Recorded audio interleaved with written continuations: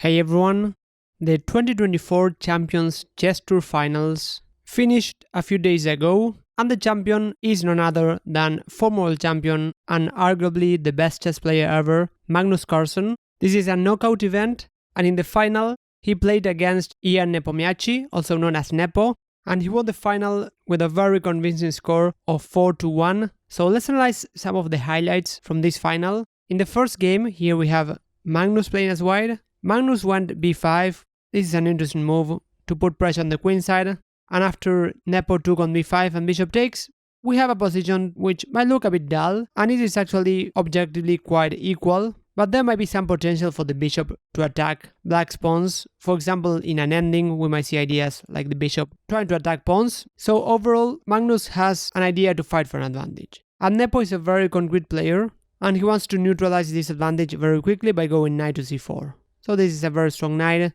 It attacks the queen. White could move the queen, but Magnus has an idea. After taking on c4, first of all, black can only take with the d pawn. If black takes with the rook, then after white takes, if black takes on c4, white will simply pick up the rook on d8. So Nepo's idea was to take with the d pawn. Now he gets a pass pawn, although we could argue that these pawns could be attacked, for example with a move like queen to b4. But here Magnus played a very brilliant move. He went rook takes c4, creating some very nice complications on the board. So all of white's pieces seem to be hanging. So let's try to understand the main tactical idea. The main idea of rook takes c4 is to deflect black's pieces. For example, if black takes on c4, white will simply take on d8. We get a very similar position in the game. Or after black takes on d2, here white gets the intermediate move, rook takes c8, giving a check, and after the king moves, white will take on d2. With two rooks plus a pawn against a queen, this should be a fairly simple technical win. For example, white can try to double rooks and then attack the pawn on g7. In the game, Nepo tried rook to a8, eyeing the pawn on a2, and here Magnus went rook to a4, insisting with this idea of the deflection, and after rook takes and queen takes, black took on d8, and after rook takes, king to f7, white took the pawn on b7, black took the pawn on a2. This is a very technical ending. With correct play it should be a draw, but Magnus managed to win this ending. But in any case, rook takes c4 is a very interesting try to complicate a very balanced position, and actually I want to mention that here black had a very brilliant move that is very hard to find, which is the move queen takes f2. An absolutely crazy move, a counter sacrifice, and in this case black would have achieved a fairly easy equality.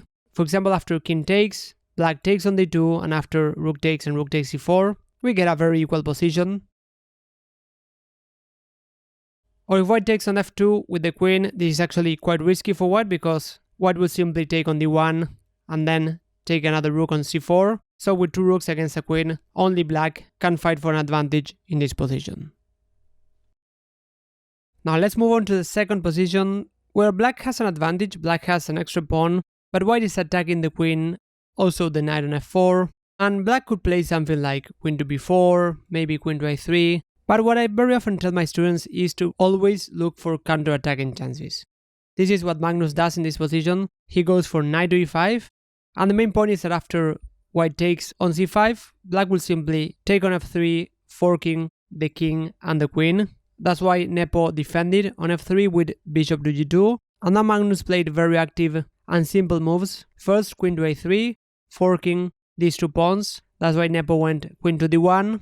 And here in this position, Magnus could go something like knight f to d3, forking the two rooks. But this was an event that was played on a quick time control, so playing natural and good looking moves is a lot simpler. So Magnus goes for a move which from a practical point of view is very good and simple, which is the move d5. With this move, Magnus will activate the two rooks, and after rook takes, attacking the queen, queen to c2, again another very simple move, rook e to d8, just doubling rooks. Magnus gets a crushing position, and here Nepo tried to create some complications by taking on e5, and after rook takes, go knight to e3. White doesn't have any compensation for the exchange. Black also has an extra pawn, and here again Magnus plays a very practical move. He takes on e3 with the rook. He mainly has to be careful about not taking on e3 with the bishop, because after queen takes, black is actually losing the game.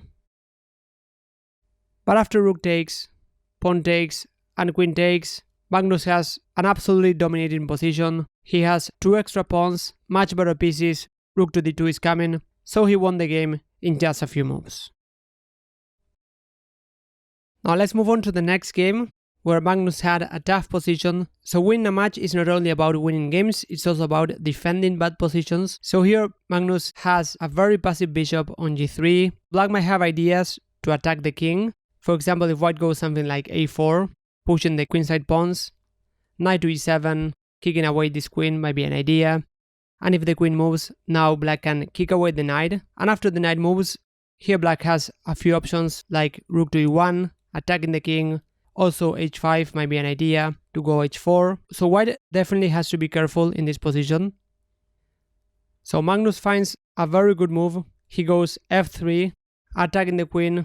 And the main point is that black cannot take on f3 because after a move like knight to g5 or knight to f6, white will give a check and pick up the queen.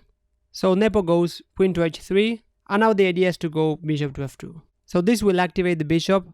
The bishop is also keeping an eye on e1, which might be important because black might have ideas to invade on the first rank. And after knight to e7, queen to d3, queen to f5, Magnus took on d6, and after queen takes, the position is still very complicated. Both sides had their chances throughout the game, but Magnus managed to draw this very important game.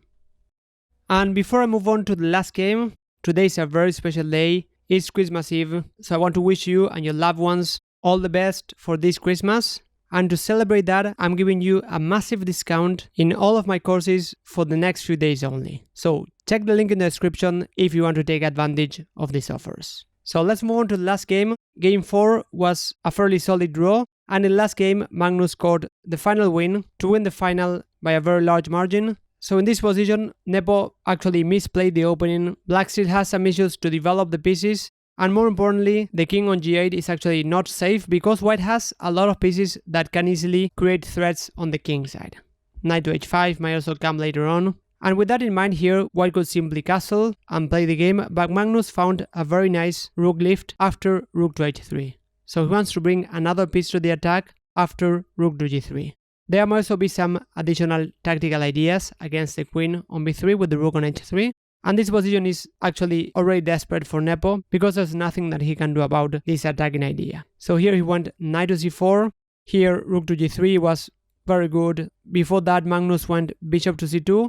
The main idea is to free the knight, so he wants to go knight to h5 without leaving the bishop on d3 undefended, so he goes bishop to c2, and after queen to b5, knight to h5, rook to g3 is coming.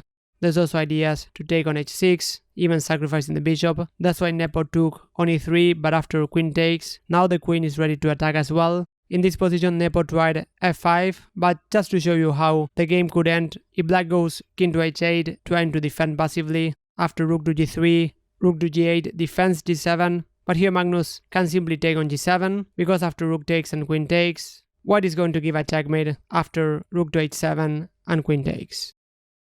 So Nepo tried f5, trying to neutralize this bishop on c2, but after rook to g3, Magnus will attack on g7, and now queen takes is an idea.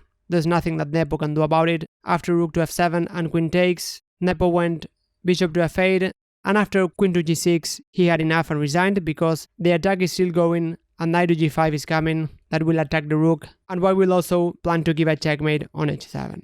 So this was another very convincing win by Magnus, who seems to have no challenging rivals, at least in these games with quick time controls. Thanks a lot for watching, and I'll see you in the next video.